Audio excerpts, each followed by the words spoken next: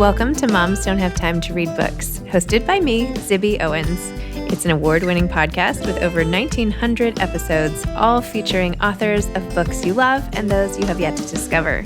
Listen daily 5 times a week. Then go to zibbymedia.com and learn more about what the LA Times called the Zibbyverse. Zibby Media includes Zibby's Bookshop, an independent bookstore in Santa Monica, Zibby Books Publishing, Zibby Retreats, Zibby's Book Club, and more. Go check it out at zibbymedia.com and follow me on Instagram at Zibby Owens. It'll take you where you need to go. Thanks for listening. W. Bruce Cameron is the author of My Three Dogs, a novel. Bruce is the #1 New York Times and USA Today bestselling author of A Dog's Purpose, A Dog's Way Home, and A Dog's Journey, all now major motion pictures. Also, The Dog Master, A Dog's Promise, The Puppy Tales for young readers, starting with Ellie's story and Bailey's story, The Dogs of Christmas, The Midnight Plan of the Repo Man, and others. He lives in California. Welcome, Bruce. Thank you so much for coming on Moms Don't Have Time to Read Books to discuss your many books that have really improved the lives of my kids and myself and our whole family in reading them. So thank you so much for all you do. Oh, well, thank you. And thank you for having me. This is great. Oh, and it's been wonderful meeting you at the bookstore and your lovely wife, Cathryn, and everything. So that's been such a joy. It has really been fun. And this business is such an interesting business.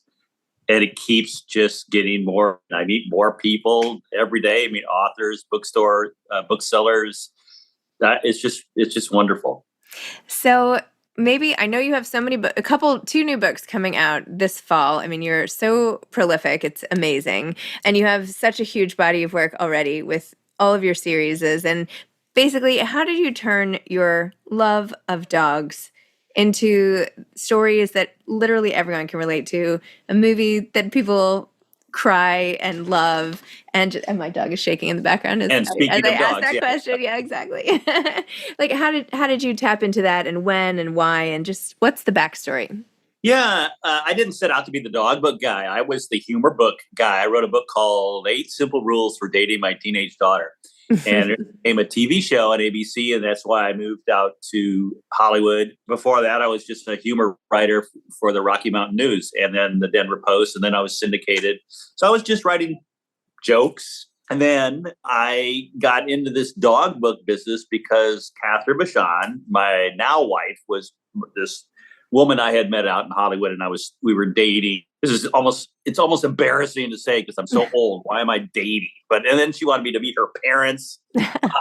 I read that in the afterword of her book. So funny. Oh my gosh. Anyway, keep going. It's so unseemly. But anyway, so we were on our way up to meet her parents, and she turns to me out of the blue and says, I lost my dog and I can't do that again. I'll never have another dog. And I was devastated. I felt like I was sandbagged. She should have told me that before I got in the car to drive up to the Bay Area, because it's like a career to get up there, and I was like, ugh.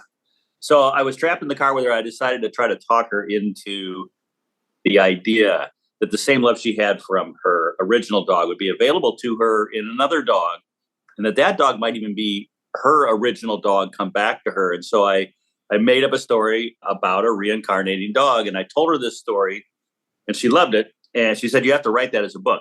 So I did. And that was A Dog's Purpose. And A Dog's Purpose completely changed. There it is. Completely changed the trajectory of my life, because we sold it immediately as a movie script. And we meaning Cathryn and I, were writing partners in our movies.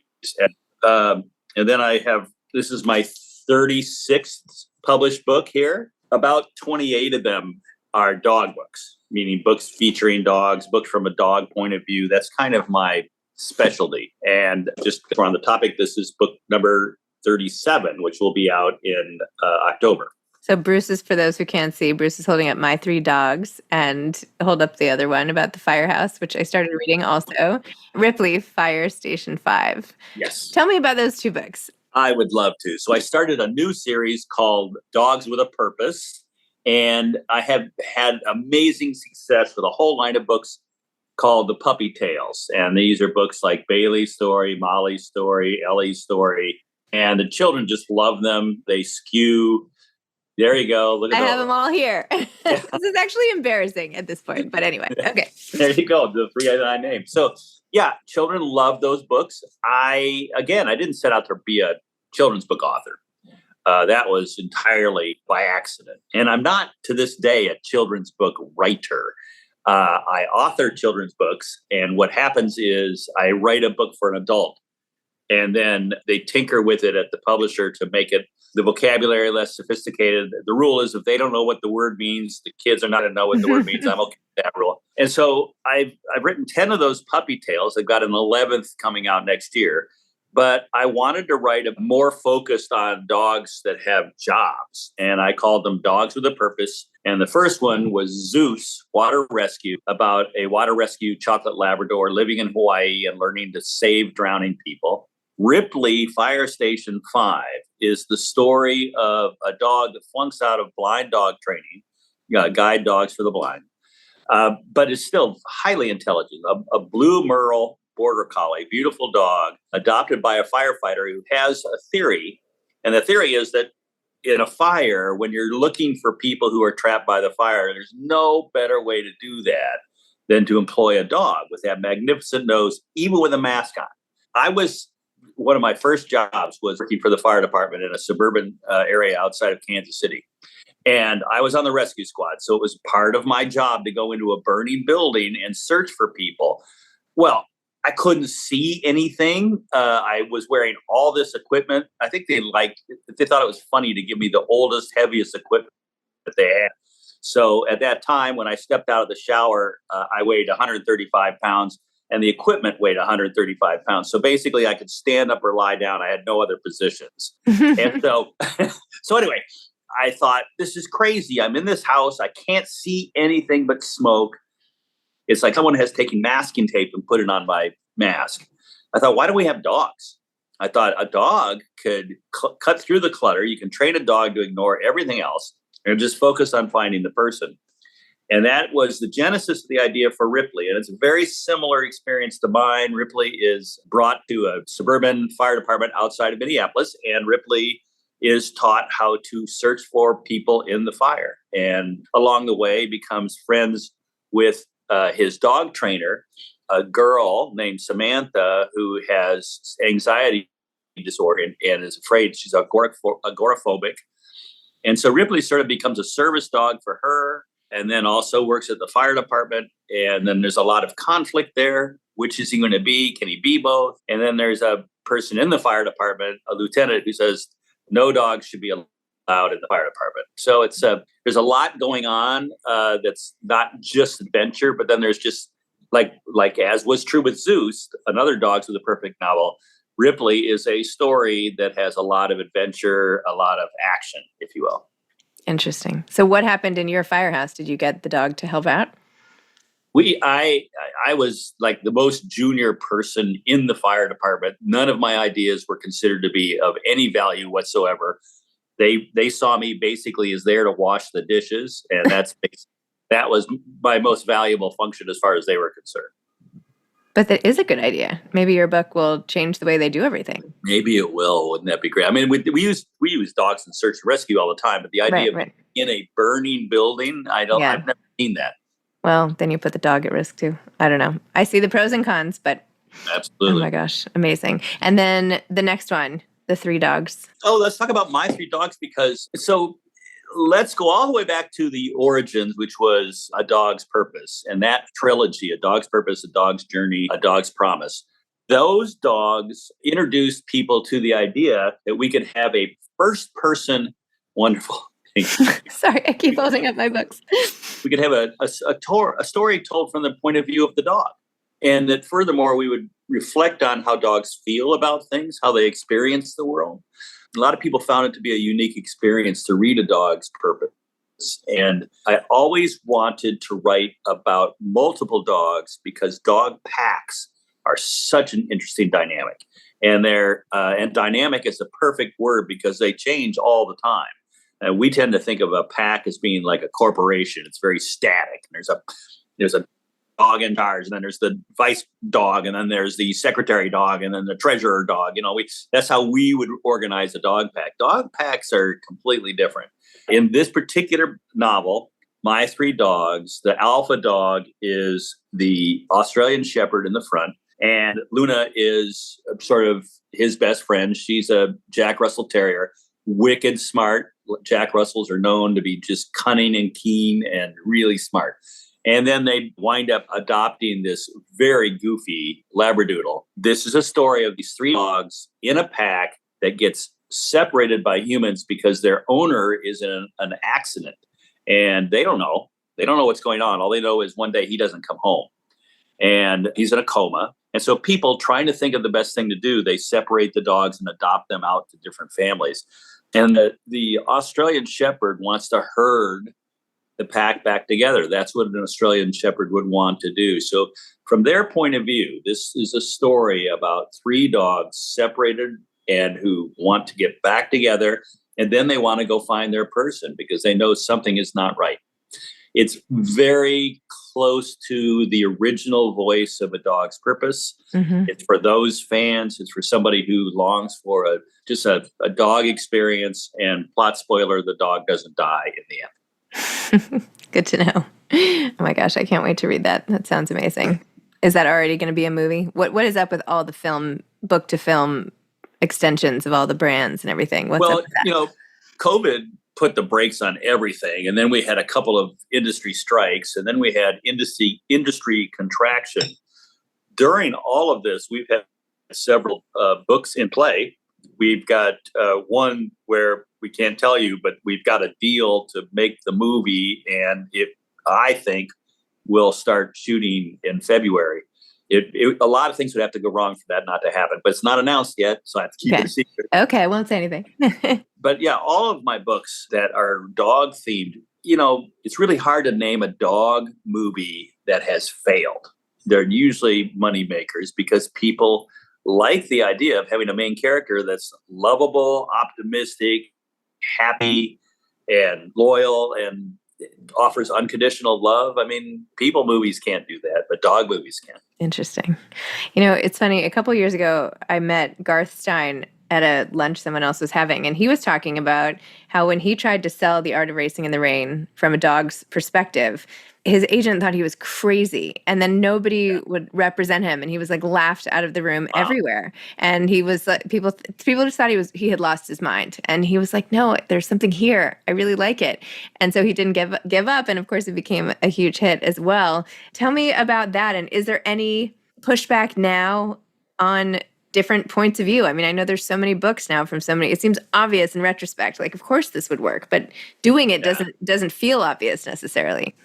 Well, here's my Garth Stein story. So he got his agent, he got his book out, and it went to auction 6 months before, and I had no idea. 6 months before my fully written book, it wasn't a proposal, it was the novel, was taken out by my agent. My agent called me and said, "I've never in the history of my relationship with my clients said this, but I'm going to say it to you. I can guarantee you I'm going to sell this book." And then every publisher said, "Oh, there's already a dog point of view book coming out." And so, oh my gosh, we can't have more than one of those. And so this thing languished for 2 years. And it was a tiny imprint at Macmillan where a new editor picked it up and said, "I think this could be a good project."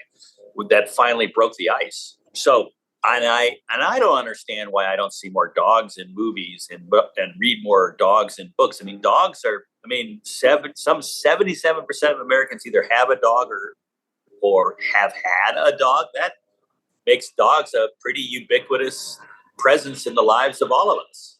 Yes. Wow. Well, sorry, I didn't realize he had blocked the sale, I guess, but it had taken him so long to get there that I don't know. Things just worked out. Never had the honor of meeting him, but if I do, I won't. There's certainly no hard feelings. I just think it just shows how people think when they were and the same thing has happened with the movies, by the way. A Dog's Purpose, A Dog's Journey came out, and A Dog's Way Home came out. And then people are like, "That's it. People don't want to see any more dog movies." And we couldn't even get a meeting. And then a little movie called Rescue by Ruby was a big hit for one of the streamers, I think Netflix. And then all of a sudden they're like, where's your next dog project going to come from? And that producer called us. And that's why we're in business with that producer. And we believe we're going to have a movie going any day now. Wow. I mean, I love those movies. Like I have watched your movies. I would watch all of these a million times. And there's something so uniting as a family to watch a movie about the dog. Because I feel like we all feel like the dog is ours personally and also collectively. And there are no other books or movies that quite tap into that joint experience and joint love that's not someone else within the family, which is complicated. This is just such a pure love. So anyway, I think they're all wrong. So I say flood the market with more. Is my Let's flood the market. Let's flood the market. I think it'll be fine. There are enough outlets for it. One thing that resonates and gives me sort of goosebumps when I read the books, and even now Cathryn's new book and the movie, of course, this idea that dogs come back and that people come back. And why are you so convinced of this? And like, how do we know? How do we know any of it? I want to believe it. I really do. And I feel convinced when I read the books and all that, but then I don't know. How do we know? Well, I'm glad you brought that up, because I'll wave this book at you. This is called I'm Still Here, yes, A Dog's Purpose Forever. Wait, I have that one too. Yes, I read this as well and was like near tears, but yes. So this is a book that Cathryn and my dog Tucker wrote together. And it talks about the eternal nature of love. And it talks about how a dog is still here with us, based on an absolute faith that Cathryn and I both have, that dogs and people that you love don't really leave us, that something remains with us, something we can reach out for. And it goes all the way back to that original story I told her in the car about a dog's love is there for you, and it might even be the same dog coming back to you. I just believe in the eternal nature of love. And I believe that when we have a dog, that dog's final thoughts are a true worry that if we don't have any other dogs, that we're going to be dogless. And I think a dog is so concerned about that, and so just absolutely convinced that we need to have a dog in our lives, that they might come back to us just to spare us the grief of not having our dog. So yeah, I mean, it's not written down anywhere. You can't, I've not found it like in the Bible or anything, but it's just really my belief that this strong love that we have with our dogs, with our other pets, with our parents, is a bond that doesn't break just because one of them passes away. And so, I mean, I'm assuming from the books and everything that you believe in signs and, watching the wagging tail of the dog or watching another dog turn in the same way and all of that, like the image is sort of imprinted forever. I like to believe in signs as well. And I feel them sometimes, but then the rational part of my brain wants to talk me out of it. Do you feel like you're seeing signs a lot? Not to get too, woo-woo in this conversation, but what proof do you feel you get? So I love the fact that you said that the rational part of your brain. And yes, we all have that rational part. But on the other hand, what's rational about love? Why is it rational for these dogs to be so devoted to us and for us to be so devoted to them? Mm-hmm. That's not rational. It turns out we're dabbling in a topic, in a subject, in a world where rationality isn't exactly the standard by which everything is measured. These are feelings. These are inexplicable emotions in terms of where does love come from within you that you've got it, not just for dog, but for people. You can rationalize it and say, well, I love my parents because they take care of me and they raised me. But is that why you love your parents? You have a deep love for your parents that is in many ways, fraught with what happens when you become an adult and you're a different person than maybe what your parents wanted or whatever. And yet that love is still there. How is that rational? So I do believe you're absolutely right. You could say, yeah, this can't possibly be true. How could a dog come back to me? But I have had so many people come up to me and say, my dog Noodles is exactly my dog Squiggles, and who passed away. And I'll think, well, first off, I need to give you a book on dog names because these are the worst dogs I've ever heard. But aside from that, yeah, maybe you're exactly right. What you're feeling is that this dog is the same dog, knows the same things. I think there's something to that. Okay, I'm going to go with it. It's comforting. It's comforting to believe in things that are the way you want them to be and not dissuade yourself. So I'm going to go with that. How do you keep coming up with so many ideas, and how long does it take for you to write each book? Like, what does that whole process look like? Because you are so prolific. Thank you. My process is both mechanical and inspirational. The inspiration is that I live in a movie multiplex in my mind. I always have multiple stories going. And that has been true for so long. I don't remember a time when I didn't have a story going in my head. I don't remember a time where I had trouble remembering what was real. The biggest, this really manifests itself when I'm watching a movie. And I realized the first time I saw the movie, I wrote scenes in my head that I wanted for that movie. And I'm waiting for those scenes. And when they don't show up, I think, how did that happen? And it's happened enough that I've come to realize, oh no, that I did that. That was here. That was my brain. That was crazy. So I just always have stories in my head. And the hard part is deciding which one people would want to hear. You know, I have a very small group of friends that I can bounce ideas off of. And but even if none of them like it, even if my agent doesn't like it, that doesn't mean I shouldn't write it. If I feel called to, I'm going to write it. And then, you know, I've been writing books. Literally, my first book was in college, it was a terrible book, but it was my first. And I have taught myself a method now. So the other part's mechanical. Once I've decided on a story, I start outlining. And I will spend months outlining a novel, and I'll go through several drafts of that outline. But when I'm done, I have an exact blueprint. I have thought of everything. And then I just sit down and do the easy part, which is to fill in the words. And then I rewrite it and rewrite it and rewrite it. I rewrite every book 7 times before I submit it. And then it comes back from the publisher with notes, and I rewrite it the 8th time. Then it comes back again with a copyright. I rewrite it again, and then it comes back for what they call first pass pages now, but I don't know why they call them that. And I'm like, this is exhausting. When do I get rid of this thing? But that's the process now, and I've just gotten really well practiced at it. I wrote 9 books before I sold my 10th book, and I've written a couple more since then that have not been published. So I maybe have written 11 plus the 37, plus there's another one that's already done and coming out next year. So, 48, 49, 56 books, 57. I've written 57 books. So I've come up with a formula. I've come up with a way to apply myself. I track everything on a spreadsheet.